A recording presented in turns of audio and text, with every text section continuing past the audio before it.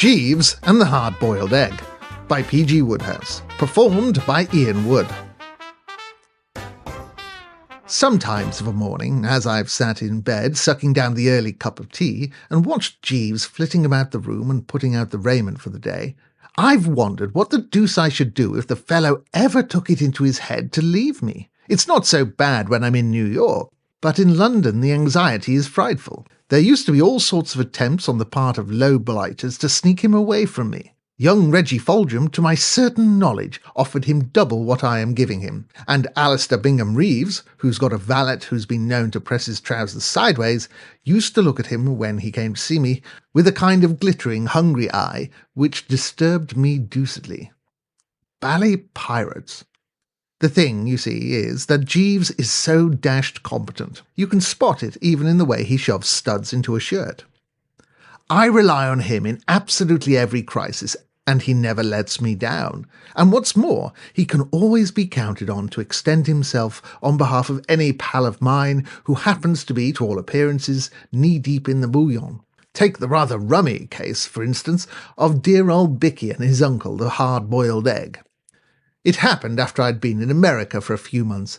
I got back to the flat latish one night, and when Jeeves bought me the final drink, he said, "Mr. Bickersteth called to see you this evening, sir, while you were out."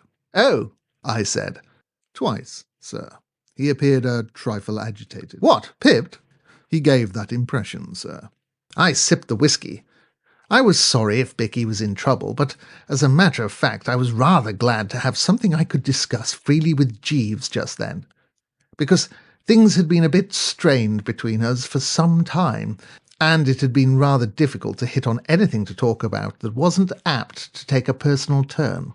You see, I had decided, rightly or wrongly, to grow a moustache, and this had cut Jeeves to the quick. He couldn't stick the thing at any price, and I had been living ever since in an atmosphere of bally disapproval, till I was getting jolly well fed up with it. What I mean is, while there's no doubt that in certain matters of dress Jeeves's judgment is absolutely sound and should be followed, it seemed to me that it was getting a bit too thick if he was going to edit my face as well as my costume. No one can call me an unreasonable chappie, and many's the time I've given in like a lamb when Jeeves has voted against one of my pet suits or ties. But when it comes to a valet staking out a claim on your upper lip, you've simply got to have a bit of the good old bulldog pluck and defy the blighter. He said that he would call again later, sir. Something must be up, Jeeves. Yes, sir. I gave the moustache a thoughtful twirl. It seemed to hurt Jeeves a good deal, so I chucked it. I see by the paper, sir, that Mr. Bickersteth's uncle is arriving on the Carmantic. Yes? His Grace, the Duke of Chiswick, sir. This was news to me, that Bicky's uncle was a duke. Rum how little one knows about one's pals. I had met Bicky for the first time at a species of beano or jamboree down in Washington Square, not long after my arrival in New York. I suppose I was a bit homesick at the time, and I rather took to Bicky when I found that he was an Englishman and had, in fact, been up at Oxford with me. Besides, he was a frightful chump, so we naturally drifted together. And while we were taking a quiet snort in the corner that wasn't all that cluttered up with artists and sculptors, he furthermore endeared himself to me by a most extraordinarily gifted imitation of a bull terrier chasing a cat up a tree. But though we had subsequently become extremely pally, all I really knew about him was that he was generally hard up and had an uncle who relieved the strain a bit from time to time by sending him monthly remittances. "If the Duke of Chiswick is his uncle," I said, "why hasn't he a title? Why isn't he Lord Whatnot?" "Mr. Bickersteth is the son of his Grace's late sister, sir, who married Captain Rollo Bickersteth of the Coldstream Guards." Jeeves knows everything. "Is Mr. Bickersteth's father dead too?" "Yes, sir." "Leave any money?" "No, sir." I began to understand why poor old Bicky was always more or less on the rocks. To the casual and irreflective observer, it may sound like a pretty good wheeze having a duke for an uncle. But the trouble about old Chiswick was that, although an extremely wealthy old buster, owning half of London and about 5 counties up north, he was notoriously the most prudent spender in England. He was what Americans call a hard-boiled egg. If Bicky's people hadn't left him anything, and he depended on what he could prize out of the old duke, he was in a pretty bad way. Not that that explained why he was hunting me like this, because he was a chap who never borrowed money. He said he wanted to keep his pals, so never bit anyone's ear on principle.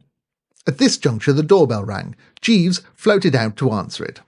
"Yes, sir, Mr. Wooster has just returned," I heard him say, and Bicky came beetling in, looking pretty sorry for himself. "Hello, Bicky," I said. "Jeeves told me you'd been trying to get me. What's the trouble, Bicky?" "I'm in a hole, Bertie. I want your advice." "Say on, old lad." "My uncle's turning up tomorrow, Bertie." "So Jeeves told me. The Duke of Chiswick, you know." "So Jeeves told me."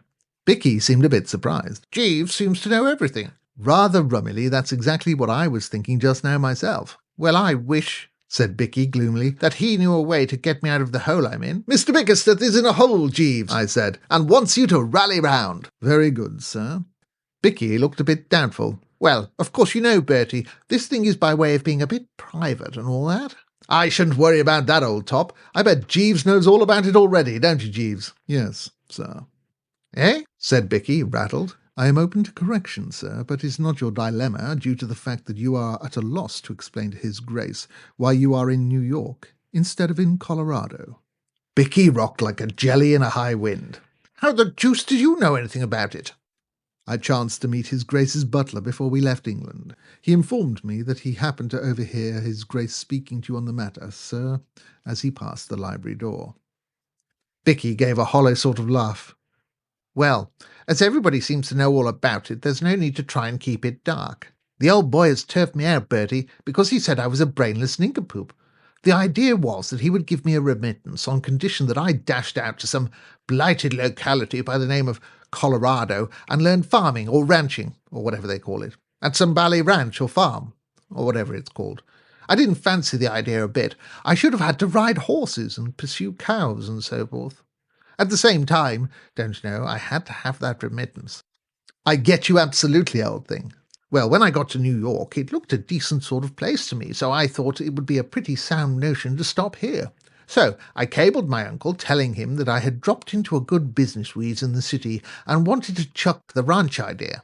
He wrote back that it was all right, and I've been here ever since. He thinks I'm doing well at something or other over here.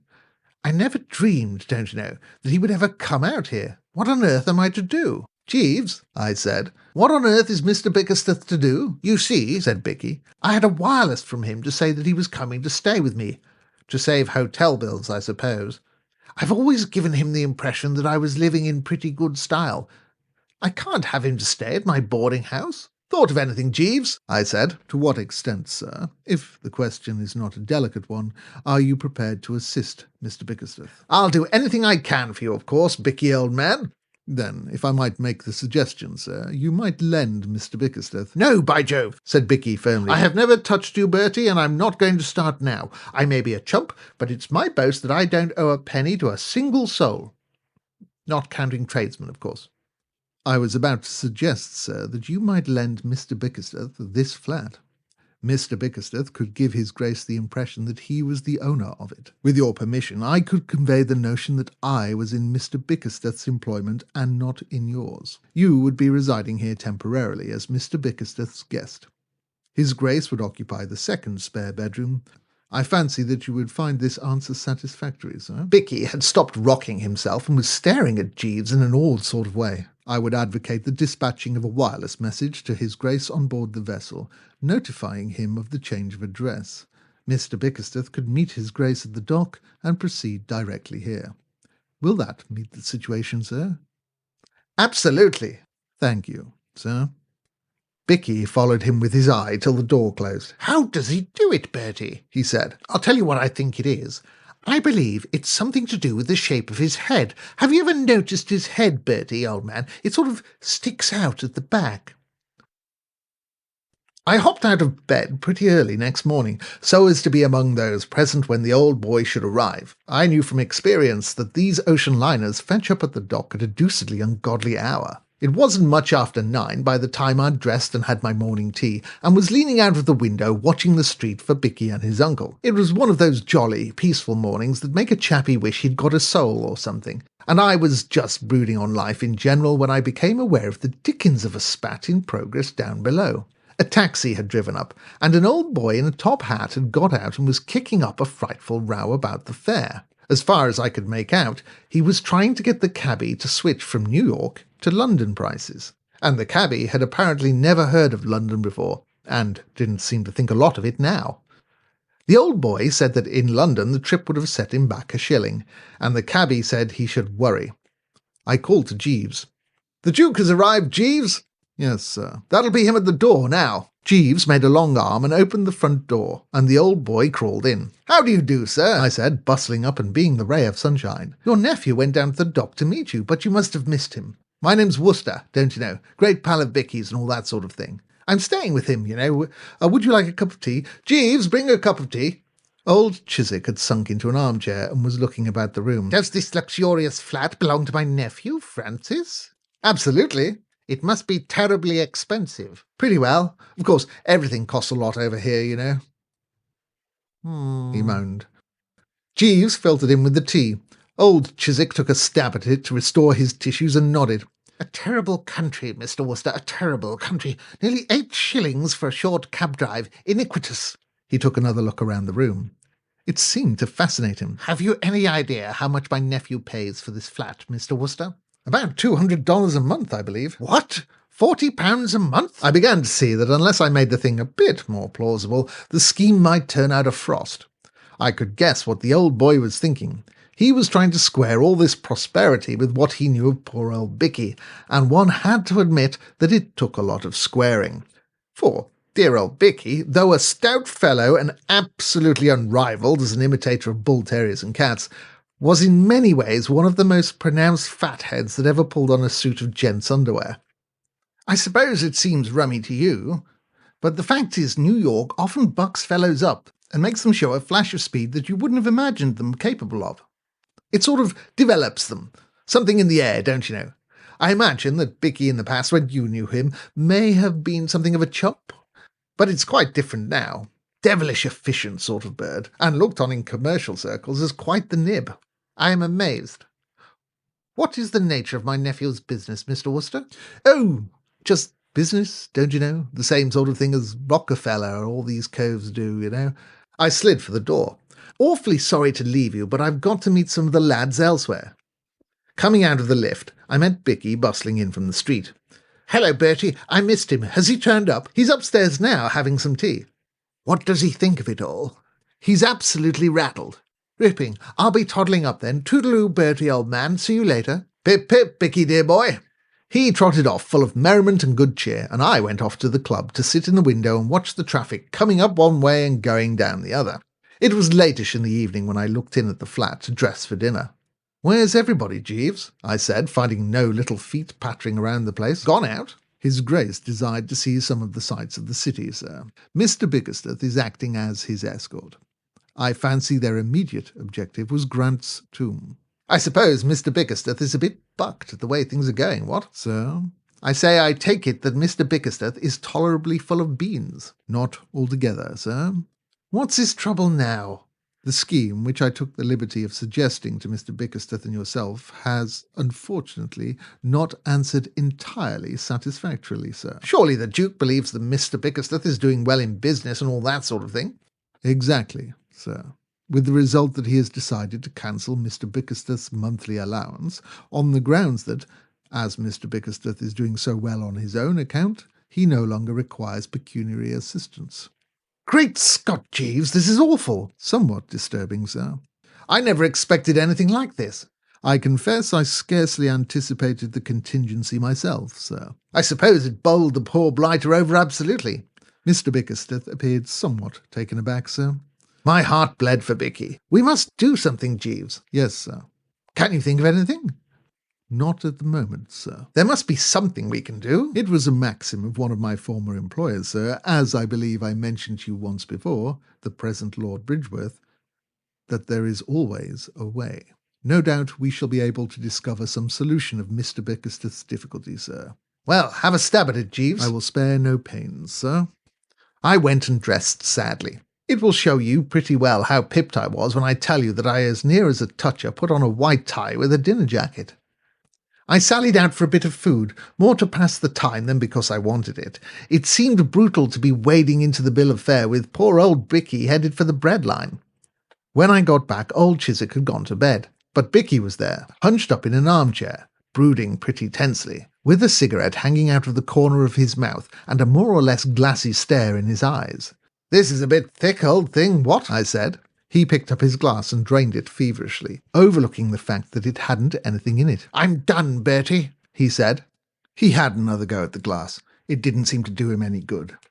"If only this had happened a week later, Bertie. My next month's money was due to roll in on Saturday. I could have worked a wheeze I've been reading about in the magazine advertisements. It seems you can make a dashed amount of money if only you can collect a few dollars and start a chicken farm. Jolly life, too, keeping hens." He had begun to get quite worked up at the thought of it, but he slopped back in his chair at this juncture with a good deal of gloom. "But of course it's no good," he said, "because I haven't the cash. You've only to say the word, you know, Bicky, old top. Thanks awfully, Bertie, but I'm not going to sponge on you." That's always the way in the world. The chappies you'd like to lend money to won't let you, whereas the chappies you don't want to lend it to will do everything except actually stand on your head and lift the specie out of your pockets. As a lad who has always rolled tolerably free in the right stuff, I've had lots of experience of the second class. Many's the time, back in London, I've hurried along Piccadilly and felt the hot breath of the toucher on the back of my neck, and heard his sharp, excited yapping as he closed in on me. I've simply spent my life scattering largesse to blighters I didn't care a hang for. Yet here was I now, dripping doubloons and pieces of eight, and longing to hand them over. And Bicky, poor fish, absolutely on his uppers, not taking at any price. Well, there's only one hope then. What's that? Jeeves? Sir? There was Jeeves, standing behind me full of zeal. In this matter of shimmering into rooms, the man is rummy to a degree. You're sitting in the old armchair thinking this and that, and then suddenly you look up and there he is. He moves from point to point with as little uproar as a jellyfish. The thing startled poor old Bicky considerably. He rose from his seat like a rocketing pheasant. I'm used to Jeeves now, but often in the days when he first came to me, I've bitten my tongue freely on finding him unexpectedly in my midst. Did you call, sir? "Oh, there you are, Jeeves." "Precisely, sir." "Any ideas, Jeeves?" "Why, yes, sir. Since we had our recent conversation, I fancy I have found what may prove a solution. I do not wish to appear to be taking a liberty, sir, but I think that we have overlooked His Grace's potentialities as a source of revenue." Bicky laughed, what I have sometimes seen described as a hollow, mocking laugh, a sort of bitter cackle from the back of the throat, rather like a gargle. "I do not allude, sir," explained to Jeeves, the possibility of inducing His Grace to part with money. I am taking the liberty of regarding His Grace in the light of an at present, if I may say so, useless property, which is capable of being developed. Bicky looked at me in a helpless kind of way. I'm bound to say I didn't get it myself. Couldn't you make it a bit easier, Jeeves? "In a nutshell, sir, what I mean is this. His Grace is, in a sense, a prominent personage. The inhabitants of this country, as you are no doubt aware, sir, are particularly addicted to shaking hands with prominent personages. It occurred to me that Mr. Bickersteth, or yourself, might know of persons who would be willing to pay a small fee, let us say $2 or $3, for the privilege of an introduction, including handshake, to His Grace." Bicky didn't seem to think much of it. "Do you mean to say that anyone would be mug enough to part with solid cash just to shake hands with my uncle?" "I have an aunt, sir, who paid 5 shillings to a young fellow for bringing a moving picture actor to tea at her house one Sunday. It gave her social standing among the neighbours." Bicky wavered. "If you think it could be done—" "I feel convinced of it, sir." "What do you think, Bertie?" "I'm for it, old boy. Absolutely. A very brainy wheeze." "Thank you, sir. Will there be anything further?" "Good night, sir." And he flitted out, leaving us to discuss details. Until we started this business of floating old Chiswick as a money-making proposition, I had never realised what a perfectly foul time those stock exchange fellows must have when the public isn't biting freely. Nowadays, I read that bit they put in the financial reports about "the market opened quietly" with a sympathetic eye. For by Jove, it certainly opened quietly for us. You'd hardly believe how difficult it was to interest the public and make them take a flutter on the old boy. By the end of the week, the only name we had on our list was a delicatessen storekeeper down in Bicky's part of the town, and as he wanted us to take it out in sliced ham instead of cash, that didn't help much. There was a gleam of light when the brother of Bicky's pawnbroker offered $10 money down for an introduction to old Chiswick. But the deal fell through, owing to it turning out that this chap was an anarchist and intended to kick the old boy instead of shaking hands with him. At that, it took me a deuce of a time to persuade Bicky not to grab the cash and let things take their course. He seemed to regard the pawnbroker's brother rather as a sportsman and benefactor of his species than otherwise. The whole thing, I'm inclined to think, would have been off if it hadn't been for Jeeves. There is no doubt that Jeeves is in a class of his own. In the matter of brain and resource, I don't think I have ever met a chappie so supremely like Mother Maid. He trickled into my room one morning with a good old cup of tea, and intimated that there was something doing. Might I speak with you in regard to the matter of his grace, sir? It's all off. We've decided to chuck it. Sir? It won't work. We can't get anybody to come. I fancy I can arrange that aspect of the matter, sir. Do you mean to say you've managed to get anybody? Yes, sir. 87 gentlemen from Birdsburg, sir. I sat up in bed and spilt the tea. Birdsburg? Birdsburg, Missouri, sir. How did you get them? I happened last night, sir, as you had intimated that you would be absent from home to attend a theatrical performance, and entered into conversation between the acts with the occupant of the adjoining seat. I had observed that he was wearing a somewhat ornate decoration in his buttonhole, sir. A large blue button with the words "Boost for Birdsburg" upon it in red letters. Scarcely a judicious addition to a gentleman's evening costume. To my surprise, I noticed that the auditorium was full of persons similarly decorated. I ventured to inquire the explanation, and was informed that these gentlemen, forming a party of 87, are a convention from a town of the name of Birdsburg in the state of Missouri.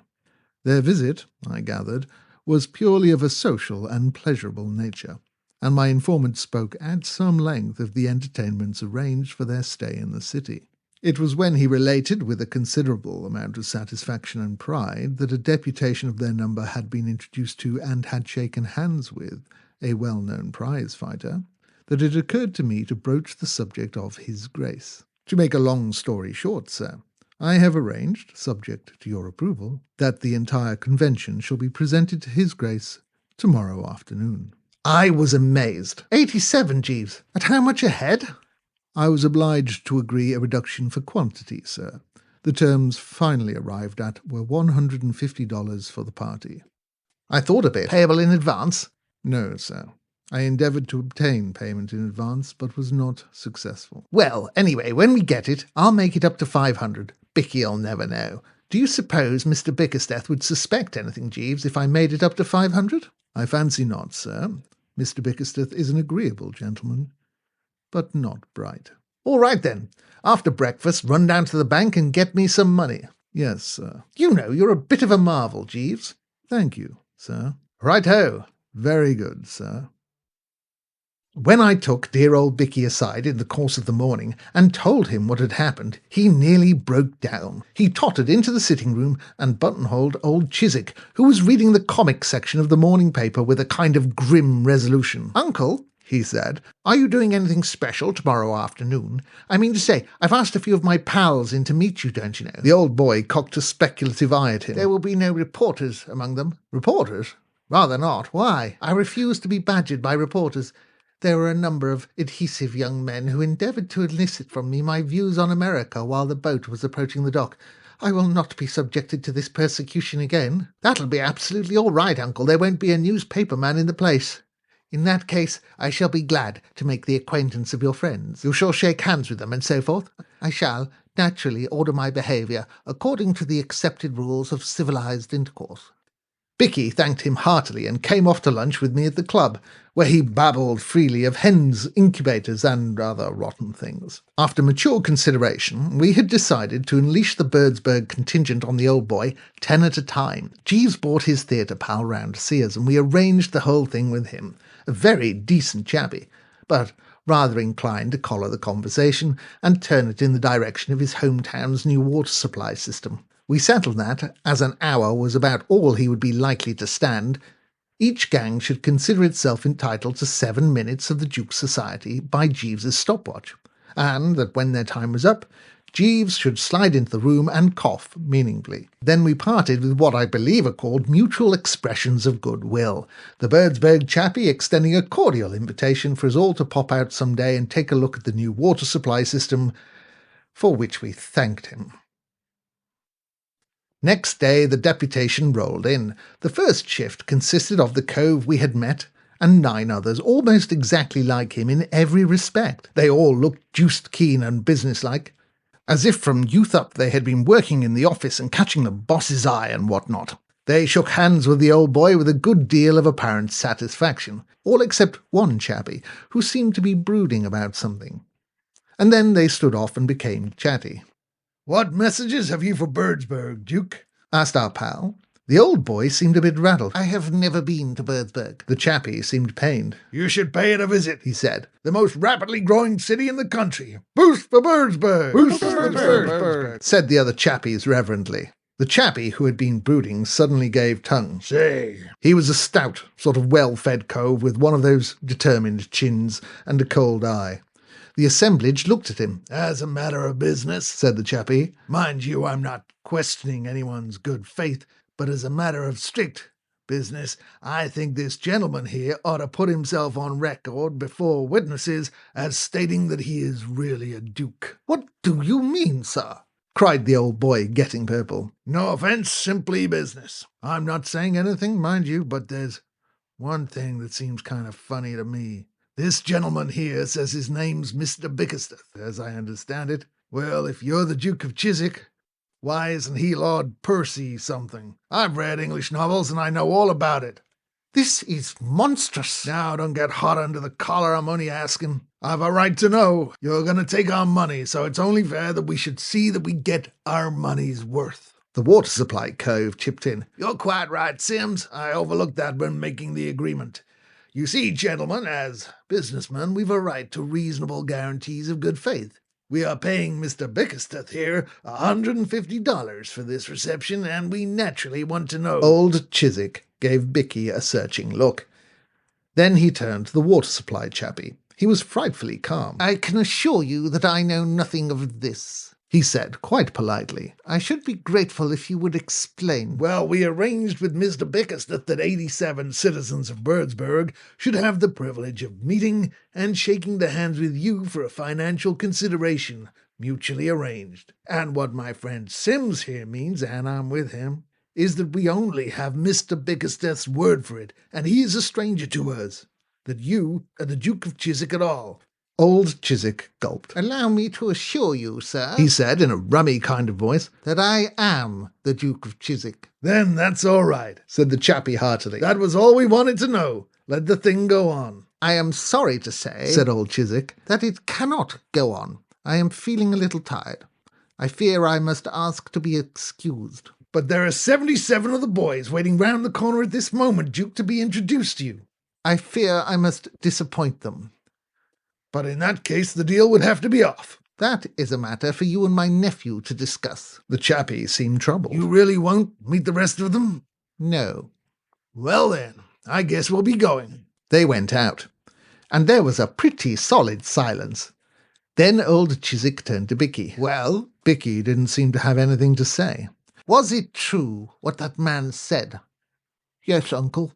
"What do you mean by playing this trick?"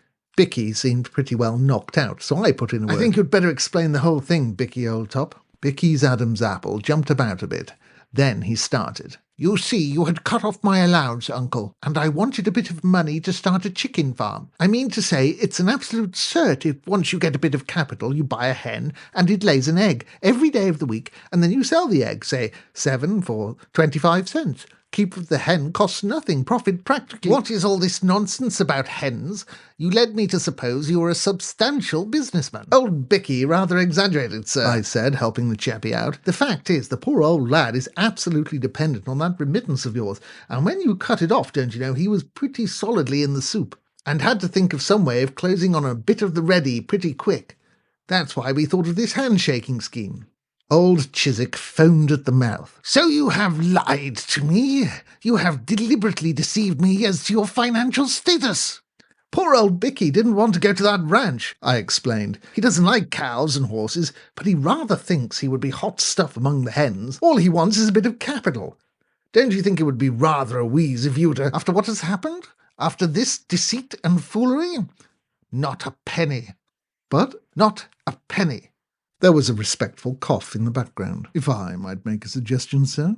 Jeeves was standing on the horizon looking devilish brainy. "Go ahead, Jeeves," I said. I would merely suggest, sir, that if Mr. Bickersteth is in need of a little ready money, and is at loss to obtain it elsewhere, he might secure the sum he requires by describing the occurrences of this afternoon for the Sunday issue of one of the more spirited and enterprising newspapers. By Jove, I said. By George, said Bicky. Great heavens, said old Chiswick. Very good, sir. Bicky turned to old Chiswick with a gleaming eye. Jeeves is right. I'll do it.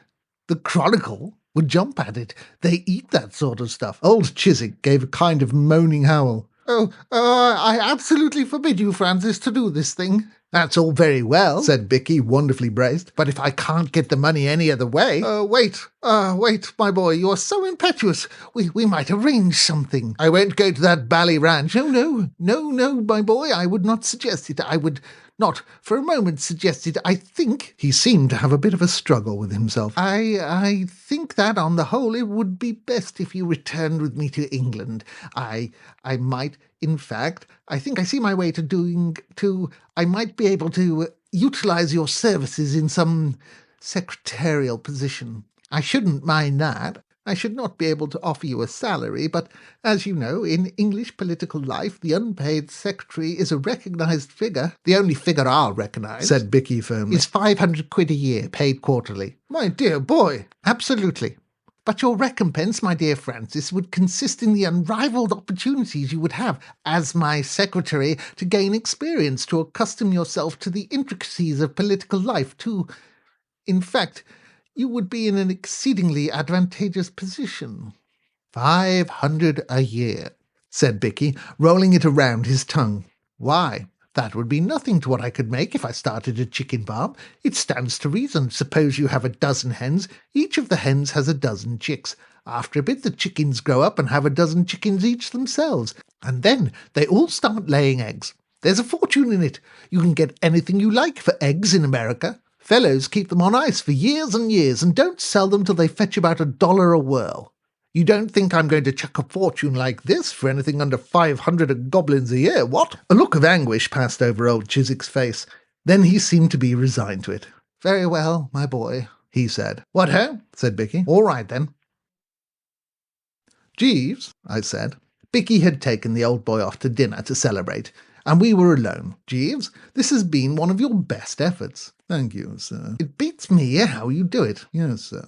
The only trouble is you haven't got much out of it yourself. I fancy Mr. Bickersteth intends, I judge from his remarks, to signify his appreciation of anything I have been fortunate enough to do to assist him at some later date, when he is in a more favourable position to do so. It isn't enough, Jeeves. Sir? It was a wrench, but I felt it was the only possible thing to be done. Bring my shaving things. A gleam of hope shone in the man's eyes, mixed with doubt. You mean, sir? And shave off my moustache. There was a moment's silence. I could see the fellow was deeply moved. Thank you very much indeed, sir, he said in a low voice.